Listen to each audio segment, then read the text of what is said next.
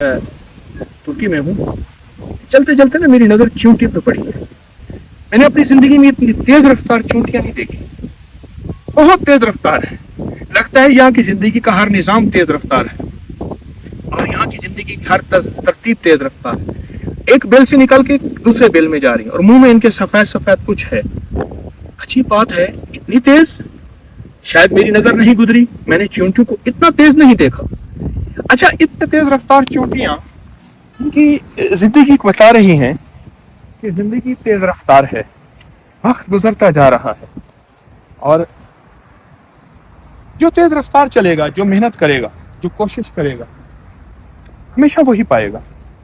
इधर भी शहर है, उर्फा शहर में हूँ, इस्तांबुल से 1300 किलोमीटर। इधर गारें हैं सारी। तेज रफ्तार जिंदगी क्योंकि हमें बता रही है कि हमें अगर मेहनत करनी है और अपनी रफ्तार को बढ़ाना है तो तरक्की पा जाएंगे। क्योंकि मौसम बदल रहा है, आने वाली है बर्फ, सर्दी आने वाली है और उसके लिए अभी से तैयारी करनी है। इस तरह मोमिन का मिजाज भी यही है कि जिंदगी खत्म होने वाली है। जो काम करना है तेज रफ्तार, नाकाम है तो क्या है, कुछ काम फिर भी कर जा। मर्दाना वार जी और मर्दाना वार बर जा, दुनिया की रंज और राहत कुछ हो तेरी बला से। इन गार वालों ने भी तेज रफ्तार जिंदगी गुजारी थी और आखिर एंड हमें तेज रफ्तार जिंदगी गुजारनी है, उसमें आखिरत का हिस्सा जरूर रखना है। आखिरत का हिस्सा जरूर रखना है। दुनिया आखिर खत्म होने वाली है और आखिरत बाकी रहने वाली है। आज के बाद तेज रफ्तार जिंदगी गुजारें मुझे अच्छी लगती है, लेकिन आखिरत का हिस्सा भी हो, मौत का हिस्सा भी हो और मरने के बाद की जिंदगी का हिस्सा भी हो। एक बंदा मुझे हवेली में मिला।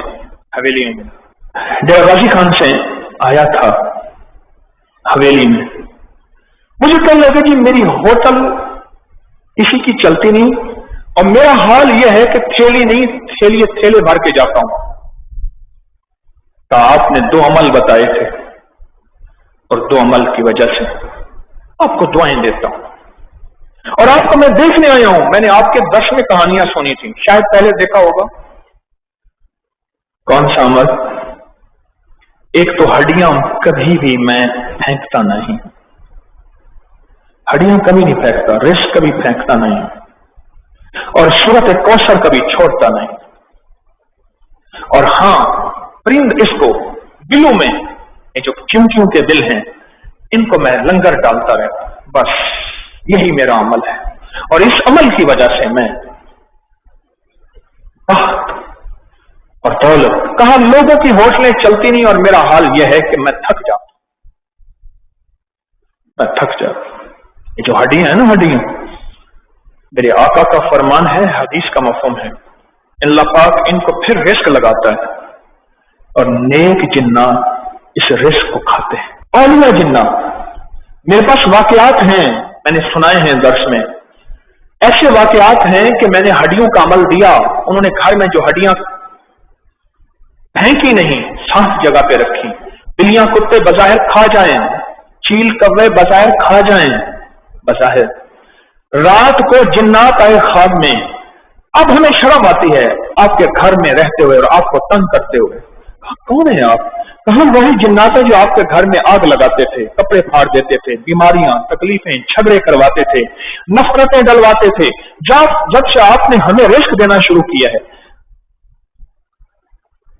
अब हमें शर्म आती। कौन सा रिस्क? कहा तुम हड्डियां नहीं डालते, साफ हड्डियां जगह पे नहीं रखते, वो रिस्क हमें मिलता है। अब हमें अच्छा नहीं लगता कि आपके घर में हम आपको तकलीफ दें, हम जा रहे हैं।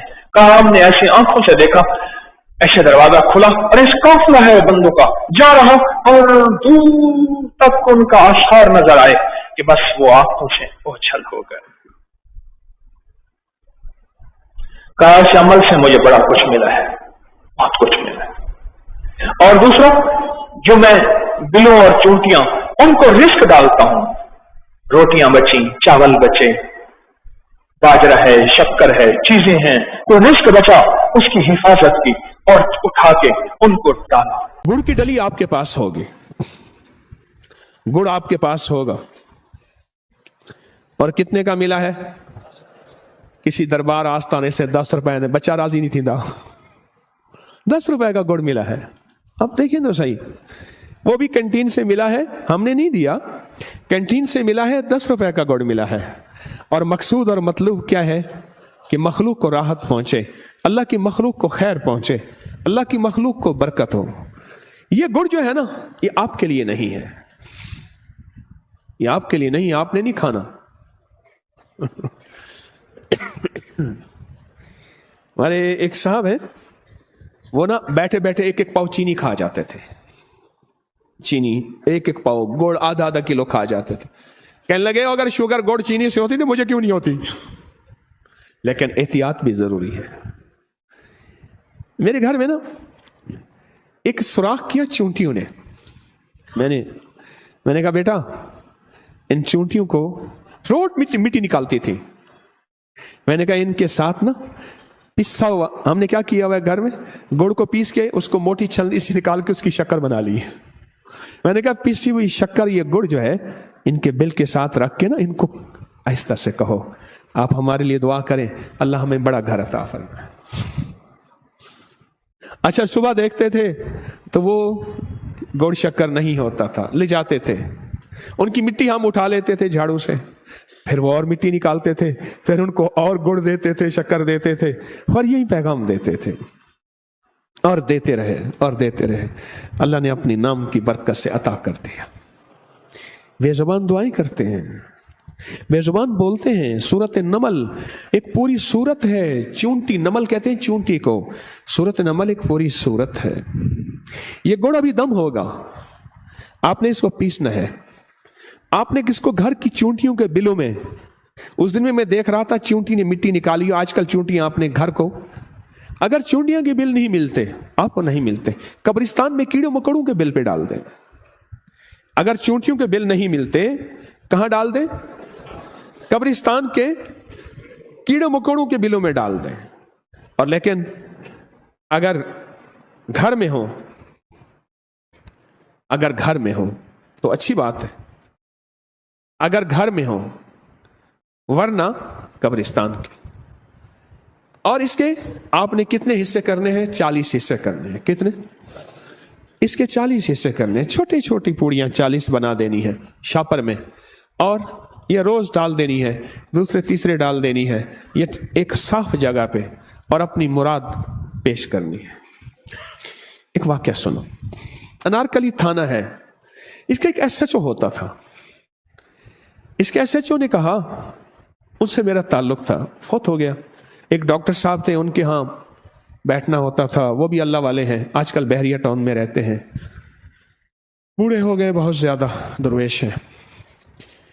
تو مجھ سے کہنے لگا یہاں انارکلی میں ایک یوسف فالودے والا ہے، سردی ہو یا گرمی، کوئی میرے رب میرے خیال میں جنات کو بھیجتا ہے، جاؤ اس کا فلودہ پی آؤ، اور اس کے مقابلے میں دنیا میں ہر بندے نے دکان کھولی ہے، اور اس کی دکان میں کوئی کہانی ہی اور ہے، لینے لگی ہوئی ہیں کوئی قدرت کی۔ وہ ایسے جو کہنے لگا، میں نے اس سے پوچھا، میں نے کہا آپ کے اتنے بڑے رزق کی وجہ کیا ہے؟ کہا میں انسانوں کا لنگر چلاتا ہوں، انسانوں کو کھلاتا ہوں، بے لوث کھلاتا ہوں، اور بے زبانوں کو بھی کھلاتا ہوں، ایسے جو سوال انسان نہیں کر سکتے، اور ایسے بے زبان جو جانور ہیں۔ اور کہا میں کیا کرتا ہوں، میں یہ بے زبانوں کا لنگر، اس میں شکر بھی شامل، گڑ بھی شامل، شکر بھی، اور کہا میں کیڑوں مکڑوں کے بلوں میں ڈالتا ہوں، اس کی وجہ سے رب نے میرے رزق میں بے بہا برکت دے دی۔ یہ جو بیگ لے کے جا رہا تھا حج پہ نا حاجی پہلے لکھ دیتے ہیں بیگ کے اوپر، تو بیگ لے کے جا رہا تھا، اس نے کہا یہ تو بیگ ہے، آگے اس نے کہا لبیک، اس نے آ کے انہوں نے کہا البیک، نہیں سمجھے۔ وہاں ایک بروسٹ ہے، اس کا نام ہے البیک، البیک، انہوں نے کہا اب ہے بیگ، آگے جائے گا تو لبیک، اس کے بعد تو لبیک بھی بھول جائے گا، پھر اسی کی لائن میں لگ جائے گا۔ مجھے ایک قریبی بندے نے کہا وہ فی ڈبے کے پیچھے 2 ریال ایک طرف رکھتا ہے، پہلے 1 ریال رکھتا تھا، پھر 2 ریال رکھتا ہے، اور خاموش ایسی جگہوں پہ خرچ کرتا ہے جہاں کوئی نہیں پہنچتا، سوال نہ کرنے والوں پہ ایک، اور دوسرا اس کی بے زبانوں کے لیے، کیڑے مکوڑوں کے لیے علیحدہ لنگر کی ٹیم بنی ہوئی ہے۔ نہیں سوچ سکتے آپ۔ آپ نہیں سوچ سکتے. کتنے عذاب ایسے ہیں جو چونٹی کی وجہ سے ہیں, ان بلوں میں رہنے والے کیڑوں مکوڑوں کی وجہ سے ٹلے ہوئے. اللہ نہ بھیج, ہمارے گھر ٹوٹ جائیں گے. اللہ ہمیں پتہ ہے انسان بدکار ہیں, ان کی وجہ سے عذاب کھجور کے درختوں کے نیچے آ چکا ہے, پر مولا نہ بھیج ان کی وجہ سے. ہاں کیا بتائیں آپ کا. اس تلی کو, اس کو اپنے دائیں ہاتھ میں لیں, سارے گڑ کو, اور دائیں ہاتھ میں لے کر میرے ساتھ پڑھیں گے بسم اللہ الرحمن الرحیم یا بدو ہو. بسم اللہ الرحمن الرحیم. پہلے درود پاک پڑھیں ایک بار, پھر یہ 33 بار پڑھنا ہے, اور میں آپ کے ساتھ پڑھوں گا. درود پاک پڑھ لیں. اللہم صلی. بسم اللہ الرحمن الرحیم یا بدو ہو. بسم اللہ الرحمن الرحیم یا بدو ہو. بسم اللہ